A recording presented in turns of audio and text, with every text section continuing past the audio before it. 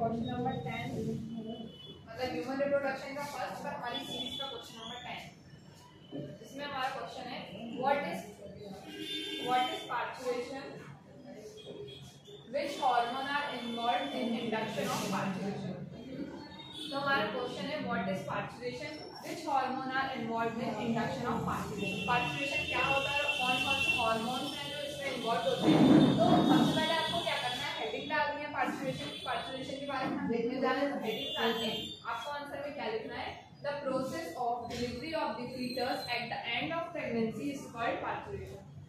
Parturition क्या होता है, फीटस की डिलीवरी या फिर चाइल्ड बर्थ बोल सकते हैं, चाइल्ड का बर्थ होना प्रेगनेंसी के एंड में, ये प्रोसेस क्या हो जाती है हमारी parturition.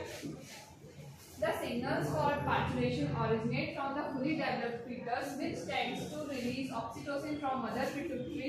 Oxytocin helping contracting uterine muscles, which leads to big pain at the time of childbirth. Size of vagina increase to 100 times. तो इस क्वेश्चन में लिखा है कि जो सिग्नल्स होते हैं पार्चुरेशन के वो कहाँ से डेवलप होते हैं। तो जब फीटस का फुली डेवलपमेंट हो जाता है तो ग्रोथ हो जाती है, तो 9 मंथ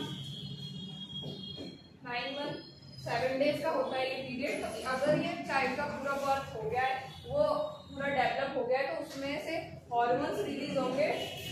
कौन सा, ऑक्सीटोसिन हार्मोन रिलीज होगा कहाँ से, मदर की पिट्यूटरी ग्लैंड से, जो कि क्या करेगा यूट्रस की मसल्स को कॉन्ट्रैक्शन करने में हेल्प करेगा, जो कि क्या करेगा कॉन्ट्रैक्शन करेगा यूट्रस की मसल्स को, जिससे क्या होगा बिग पेन होगा और चाइल्ड का बर्थ हो जाएगा, जिसमें कि क्या होता है जो वजाइना का साइज होता है वो 200 टाइम्स इंक्रीज हो जाता है। वजाइना का साइज नॉर्मल साइज से 200 टाइम्स बढ़ जाता है, जिससे कि चाइल्ड का बर्थ हो जाता है। तो ये हो जाता है हमारा पार्चुरेशन। अब बोला है इसमें कौन कौन से हार्मोन है जो इन्वॉल्व है।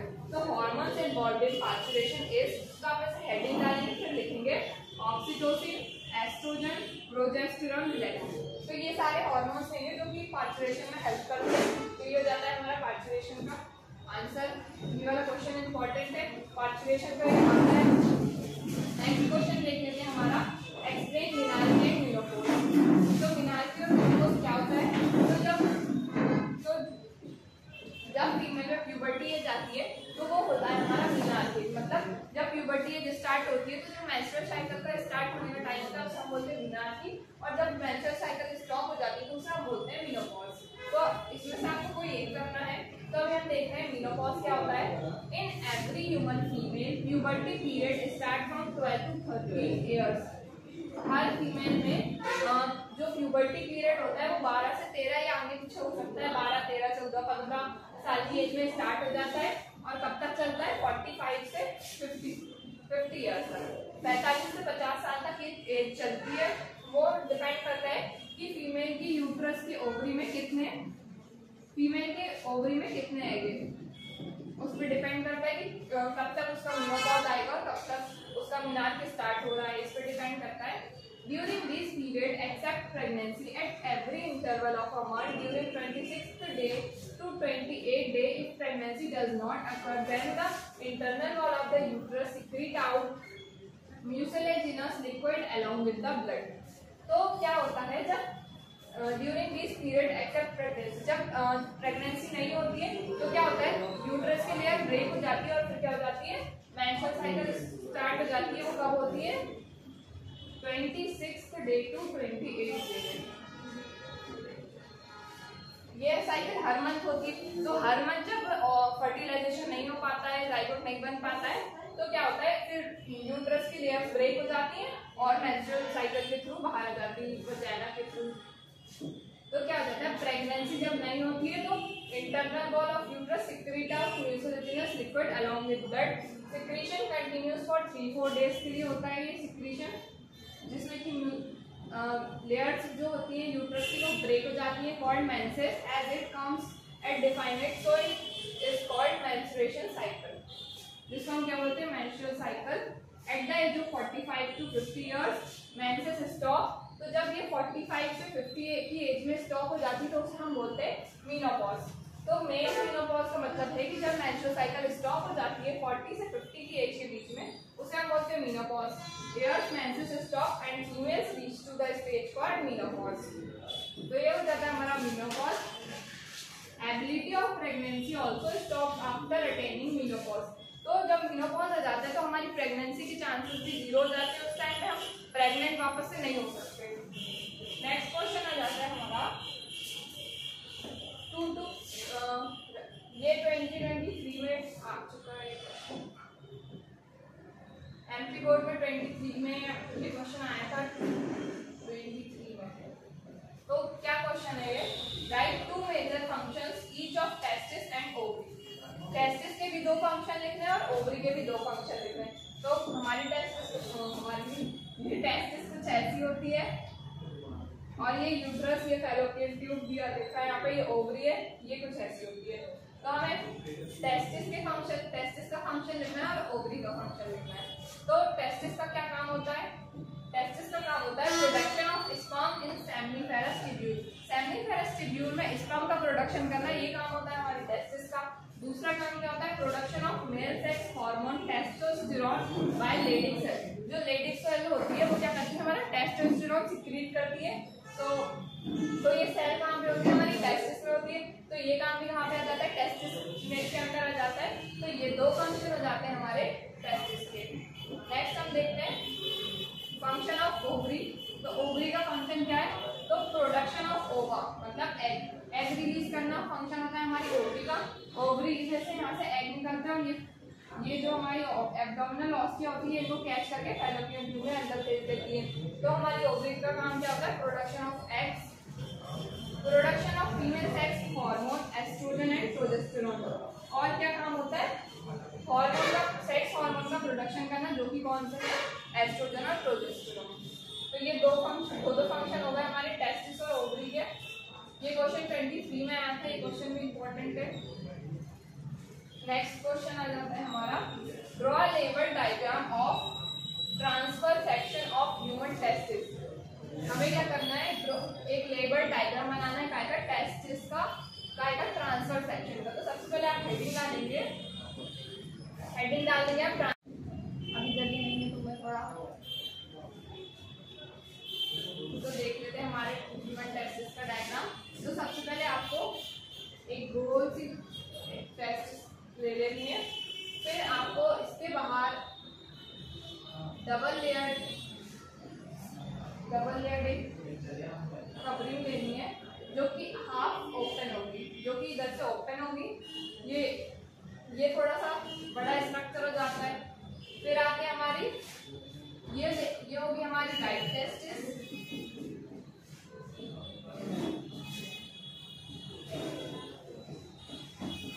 ये होगी हमारी राइट टेस्टिस और ये होगी हमारी लेफ्ट टेस्टिस।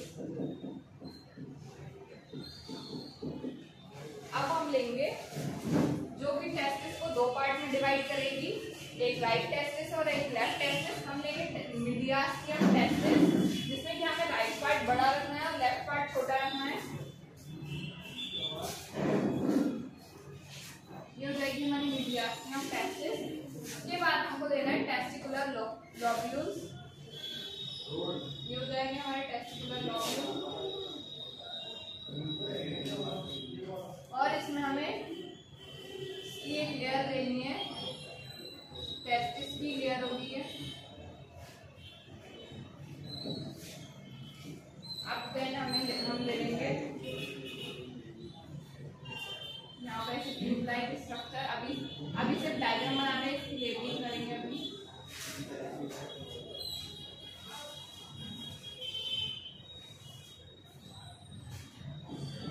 फिर यहाँ पे ले लेंगे हम छोटे छोटे से ट्यूब लाइक स्ट्रक्चर।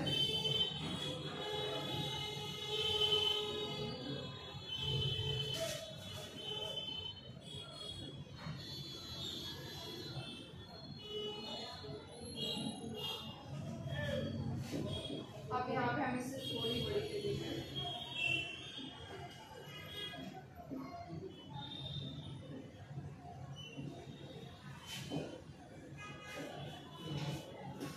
फिर यहाँ से हमारे 12 to 20 ऐसे पाइपलाइन स्ट्रक्चर बाहर निकलेंगे।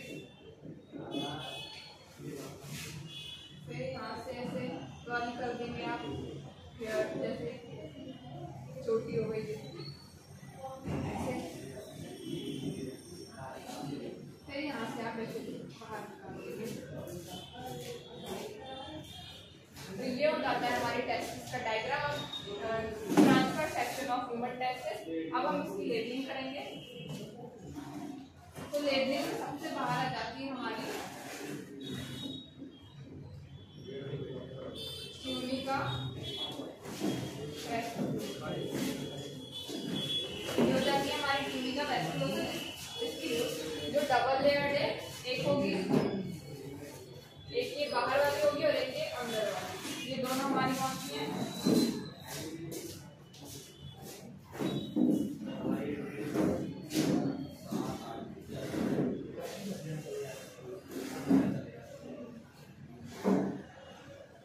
एक ये होगी और एक ये डबल लेयर्ड होगी। फिर आ जाएगी हमारी ये वाली ट्यूनिका एल्बुजिनिया।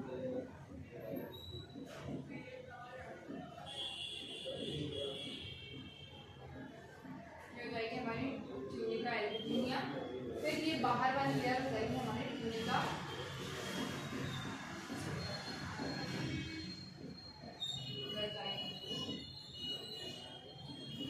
तो ये तीन लेयर हो गई हमारी टेस्टिस की। ये तीनों लेयर सिमिलर एंड टेस्टिस को कवर करती है, इसलिए तीनों को साथ में लिखेंगे। फिर नेक्स्ट ये जो ग्रीन वाली लेयर है, ये जो डबल लेयर है, इसके अंदर एक और लेयर है, इसमें है ये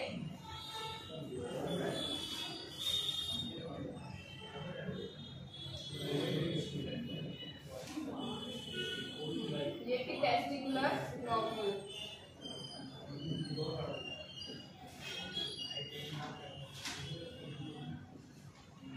ये लेयर थी हमारी टेस्टिकुलर लॉब्यूल।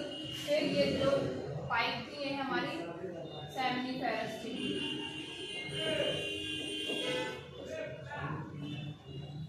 तो ये है हमारी सेमिनिफेरस ट्यूब्यूल और ये है हमारी, ये जो ग्रीन वाली है ये सारी हमारी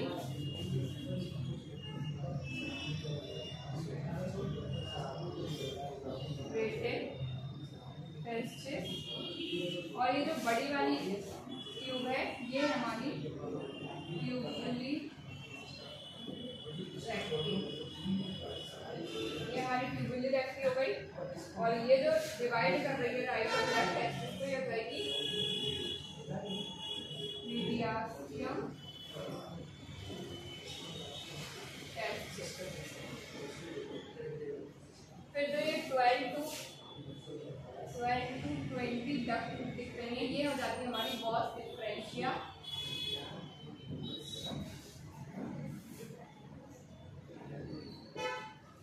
और ये हो जाता है हमारा एपिडिडाइमिस।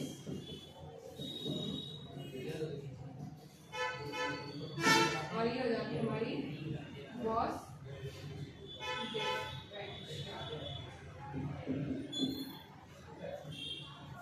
तो इसका डायग्राम आप लोगों को एग्जाम में बना देना है, जब ये क्वेश्चन आता है। तो ये टेस्टिस का ट्रांसफर सेक्शन हो गया। अब आगे देखते हैं। नेक्स्ट क्वेश्चन है हमारा difference between spermatogenesis and oogenesis। तो हमें डिफरेंस बताना है स्पर्मेटोजेनेसिस और oogenesis में। इसमें 4 डिफरेंस है। Right difference between spermatogenesis and oogenesis। तो सबसे पहले आपको हेडिंग डाल देंगे और कॉलम बना देंगे। तो सबसे पहला डिफरेंस हो जाता है sperms are produced by this process. Spermatogenesis में स्पर्म्स बनते हैं, ovums are produced by this process. oogenesis में ओवम बनते हैं। सेकंड पॉइंट देख लेते हैं, there is equal division. Spermatogenesis में क्या होता है? इक्वल डिवीजन होता है और there is unequal division. oogenesis में अनइक्वल डिवीजन होता है, इसमें पोलर बॉडीज बनती है जिसमें कि कम साइटोप्लाज्म होता है, जबकि अनइक्वल डिवीजन होता है। फिर थर्ड पॉइंट क्या जाता है, large number of sperms are formed by this process. इस प्रोसेस में ज्यादा स्पर्म बनते हैं और इस प्रोसेस में क्या होता है, less number of ovums formed by this process. Sperm बहुत ज्यादा क्वांटिटी में बनते हैं और ओवम बहुत कम क्वांटिटी में। तो ये हो गए 3 डिफरेंस। चौथा जाता है primary spermatocyte divides to form 4 spermatid. जो प्राइमरी स्पर्मेटोसाइट होती है वो पहले 2 बनाती है, फिर 2 से 4। तो उससे हमें कितने बनते हैं? टोटल 4 स्पर्मेटोसाइट मिलते हैं और इधर से हमें 3 पोलर बॉडी मिलती है और 1 ओवम मिलता है। ये हो जाते हैं हमारे 4 difference. Primary oocyte divides to form one ovum and there and 3 polar bodies. तो ये हो जाता है हमारा डिफरेंस स्पर्मेटोजेनेसिस और oogenesis में. नेक्स्ट क्वेश्चन है right the function of the following. ये सबके हमें फंक्शंस लिखने हैं. ये क्वेश्चन इसका ला सकता है. सबसे पहला हमें क्या हो जाता है कॉर्पस ल्यूटियम. सबसे पहला फंक्शन आ जाता है कॉर्पस ल्यूटियम का. क्या फंक्शन होता है तो it secretes large amount of progesterone. इससे प्रोजेस्टेरॉन का सिक्रीट होता है. ये हार्मोन है, फीमेल हार्मोन है जो कि प्रोजेस्टेरॉन सिक्रीट होता है, जो क्या करता है यूट्रस की लेयर एंडोमेट्रियम, यूट्रस की इनर जो लेयर है एंडोमेट्रियम उसको मेंटेन करता है. It is essential for the maintenance of endometrium of the uterus. Uterus की लेयर को मेंटेन करता है. तो ये इसका नाम हो गया. दूसरा हो जाता है हमारा एंडोमेट्रियम. तो हमें एंडोमेट्रियम में क्या है it is necessary for the implantation of the fertilized ovum for the contributing towards making of placenta and other events of pregnancy. तो अब हमें एंडोमेट्रियम को बताना है. तो एंडोमेट्रियम यूट्रस की लेयर है. यूट्रस की इनर लेयर क्या है एंडोमेट्रियम. तो यूट्रस की इनर लेयर में क्या होता है हमारा एम्ब्रियो जाइगोट अटैच होता है. तो उसके लिए काम करती है. इम्प्लांटेशन होता है. इम्प्लांटेशन के लिए जरूरी होती है ओवम से अटैच होने के लिए और प्लेसेंटा और अदर प्रेगनेंसी. बस इसका एक ही नाम लिखा है. ये लिख देगा हम. थर्ड आता है हमारा एक्रोसोम. एक्रोसोम क्या होता है स्पर्म के हेड वाले पार्ट में एक्रोसोम प्रेजेंट होता है जो कि कार्य करता है गोल्गी बॉडी से बनता है. तो acrosome it is filled with enzyme. इसके अंदर क्या होता है एंजाइम्स होते हैं. कौन सा enzyme lysine enzyme that has been dissolving the outer cover of the ovum and entry of sperm into the nucleus. तो ये क्या कराता है जब फर्टिलाइजेशन होता है तो एग के अंदर जब स्पर्म जाता है तो एग की लेयर को डिसॉल्व करता है जिससे कि स्पर्म अंदर चला जाए. तो ये हो जाता है हमारा एक्रोसोम. क्या करता है एंजाइम कंटेन करता है ये. फिर आ जाता है हमारा फिम्बरी. फिम्बरी क्या होती है यूट्रस फैलोपियन ट्यूब के जो ऐसा फिंगर लाइक प्रोजेक्शन होता है वो होता है फिम्बरी.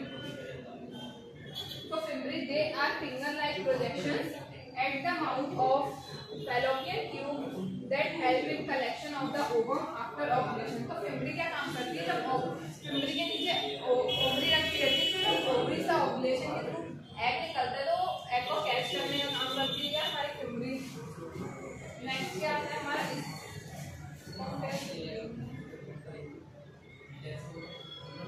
Sperm tell. क्या काम करती है स्पर्म टेल में हानि दिया हुआ है.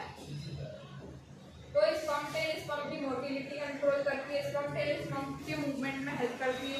हो जाती है हमारी स्पर्म टेल. एक फंक्शन लिख देना. Next draw a label diagram of sperm. अब आपको स्पर्म का लेबल डायग्राम बनाने को आ सकता है. इस चैप्टर से 5 नंबर का एक क्वेश्चन आता था पर अब क्वेश्चन 4 नंबर के हैं तो 1-2 आ सकते हैं. स्पर्म का डायग्राम. तो सबसे पहले आपको स्पर्म का हेड वाला पार्ट बनाना है जिसमें कि सबसे ऊपर आपका जाएगा एक्रोसोम.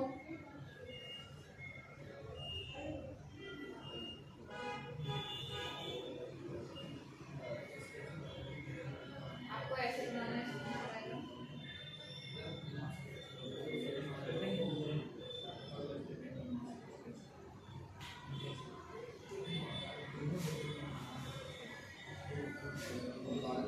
स्पर्म की टेल को आप लोग ऐसे थोड़ा दूर तक ले जाएं क्योंकि स्पर्म की टेल थोड़ी लंबी होती है.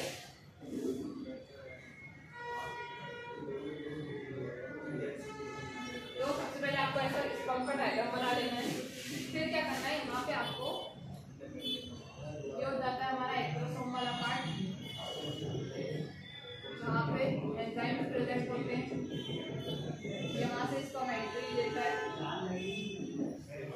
फिर यहाँ पे हो जाता है हमारा न्यूक्लियस. फिर यहाँ पे आ जाता है हमारा सेंट्रियोल.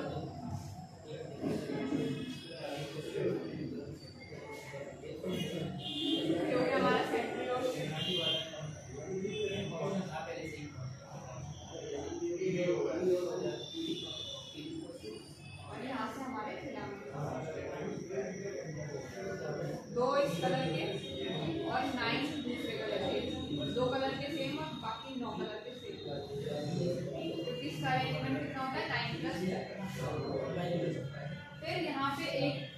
कवरिंग होती है जो कि क्या करती है, फिलामेंट को बांध के रखती है, उसे बोलते हैं हम एन्युलस। और यहाँ पे होती है हमारी माइटोकॉन्ड्रिया जो कि एनर्जी प्रोवाइड करती है स्पर्म को।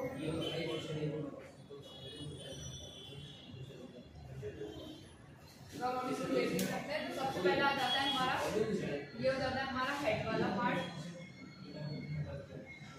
फिर आ जाता है हमारा नेक वाला पार्ट, फिर हमारा आता है मिडिल पीस, फिर आता है हमारा टेल। तो इस फॉर्म के मेनली कितने पार्ट होते हैं, 4 पार्ट होते हैं, हेड, नेक, मिडिल पीस, टेल। तो आपको जब ड्रॉ बनाएंगे उसके बाद अगर आपको इसको डिस्क्राइब करने को बोलता है तो आपको चारों पार्ट को अलग अलग से डिस्क्राइब करना है। फिर देख लेते हैं हम स्पीड देख। तो ये वाला स्ट्रक्चर जो ये फिलामेंट्स को बांध के रखता है ये होता है हमारा एन्युलस,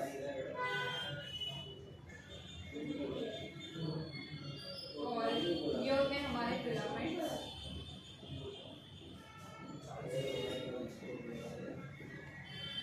ये है हमारी माइटोकॉन्ड्रिया,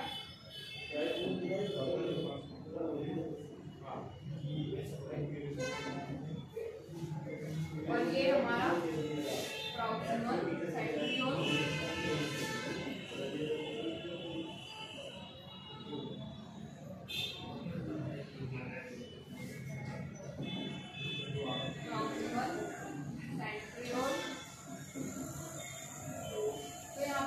सेंट्रियोल होते हैं, एक प्रॉक्सिमल और एक डिस्टल। डिस्टल ओपन होती है, फिलामेंट बना देता है, पर प्रॉक्सिमल वैसे रहता है। फिर ये आ जाता है हमारा न्यूक्लियस, ये एक्रोसोम, ऐसा हो जाता है हमारा स्पर्म का डायग्राम। ये हमारा स्पर्म का डायग्राम। तो कुछ ऐसे आपको स्पर्म का डायग्राम बना देना है, इसके 4 पार्ट करके इसके अंदर जो जो चीज़ आती है वो लिख देनी है। नेक्स्ट अगर हमको इसमें बोला है लेबल डायग्राम ऑफ स्पर्म बनाने को, और अगर आपको बोल देता है कि डिस्क्राइब करिए उसके स्ट्रक्चर को, तो सबसे पहले हम ले लेंगे हमारा हेड वाला पार्ट। तो सबसे पहला पार्ट आता है हमारा स्पर्म का हेड। तो head is a Nobel like terminal part of the sperm. It is composed of our large nucleus and acrosome. At the time of entry of sperm into egg, acrosome secrete sperm lysine enzyme which dissolve the egg membrane and thus facilitate entry of sperm into egg or ovum. तो ये head वाला part क्या होता है, इसमें nucleus होता है, acrosome होता है जो कि क्या करता है, लाइसिन एंजाइम प्रोड्यूस करता है, जिससे कि क्या होता है, स्पर्म जो है एग के अंदर चला जाता है, एग की एंट्री हो जाती है स्पर्म में। तो ये सब आपको थ्योरी में लिख देना है बस। नेक्स्ट अगर हम बोले तो डिस्क्राइब हेड के बाद मिडिल पीस। आपको नेक जो है वो मिडिल पीस में कवर करना है। थर्ड पॉइंट है हमारा टेल। तो हमारा सेकंड है middle piece. It is a short and a lies between head and tail. It contains 2 granules called proximal and distal centriole in front side and towards posterior side cylindrical middle part of sperm. It is considered as the powerhouse of sperm as it contains compact mass of mitochondria which provide energy for metabolism and movement of sperm. तो ये क्या होता है, ये short part में ये part होता है जो कि हेड को और टेल को कनेक्ट करता है। ये सबसे पहला पॉइंट। इसमें दो ग्रैन्यूल्स होते हैं जिसको हम प्रॉक्सिमल और डिस्टल सेंट्रियोल बोलते हैं फ्रंट साइड में, और पोस्टीरियर साइड में cylindrical middle part of sperm. It is considered as the power house. क्यों बोलते हैं, क्योंकि उसमें माइटोकॉन्ड्रिया प्रेजेंट है। माइटोकॉन्ड्रिया है तो वो उसे पावर देगी, उसमें एनर्जी देगी, जिससे क्या होता है, मेटाबॉलिज्म, स्पर्म की मेटाबॉलिक एक्टिविटी होती है और मूवमेंट होता है, मतलब एनर्जी देगा वो। और वेजाइना से अगर उसका एंट्री होती है तो यूट्रस तक जाएगा वो। फिर आता है हमारा टेल वाला part third. It is the situation on posterior part of sperm. It moves with the help of axial filament. The posterior part of the tail is called as end piece and it is not covered by membrane. Tail किसी भी membrane से cover नहीं होती है और ये posterior part होता है स्पर्म का जो कि मूवमेंट में हेल्प करता है. इसमें एक्सियल फिलामेंट्स होते हैं. ये क्या करता है, सिर्फ मूवमेंट कराने में हेल्प करता है स्पर्म का टेल वाला पार्ट. Next question. कोलेस्ट्रॉल। ये वाला क्वेश्चन 23 में आया था, 2 मार्क्स का था। ये क्वेश्चन हमारे 23 में आ चुका है एमपी बोर्ड में, जो कि 2 मार्क्स का था। तो देख लेते हैं। Mother's milk contains the ideal balance of nutrition for the nutrition of the baby. तो इसमें मदर का मिल्क है जो कि क्या करता है, न्यूट्रिशन कंटेन करता है बेबी के लिए। The milk that comes out in the first few days of delivery is called cholesterol. तो जो जैसे माँ का पहला दूध बोलते हैं, तो ये वो होता है कोलेस्ट्रॉल, मतलब फर्स्ट फ्यू डेज में जो भी मिल्क बनता है मदर के अंदर बेबी के लिए, उसे आप कोलेस्ट्रॉल बोलते हैं। द थिक लाइट पेल, यहाँ पे आएगा pale, light pale colour liquid continues to secrete out for the first 4-5 days। तो जो पेल येलो कलर का लिक्विड मटेरियल होता है जो कि सिक्रीट होता है फॉर 4 to 5 days, उसे हम कोलेस्ट्रॉल बोलते हैं। कोलेस्ट्रॉल में क्या होता है, प्रोटीन होता है, मिनरल्स होते हैं, which are capable of the fulfilling the nutrition requirement of the newborn baby। तो ये क्या करता है, न्यूट्रिशन से रिक्वायर्ड जितनी भी बेबी की रिक्वायरमेंट होती है उनको फुलफिल करता है। और उसमें एंटीबॉडी होती है, antibody are also found in cholesterol में एंटीबॉडी भी फाउंड होती है। There are mother's milk is considered best for the newborn baby, इसलिए न्यूबॉर्न बेबी के लिए मदर का मिल्क बेस्ट होता है। फिर जाता है हमारा कोलेस्ट्रॉल। नेक्स्ट आंसर हो जाता है हमारा why is mother milk is better than normal milk. तो नेक्स्ट क्वेश्चन क्या है हमारा,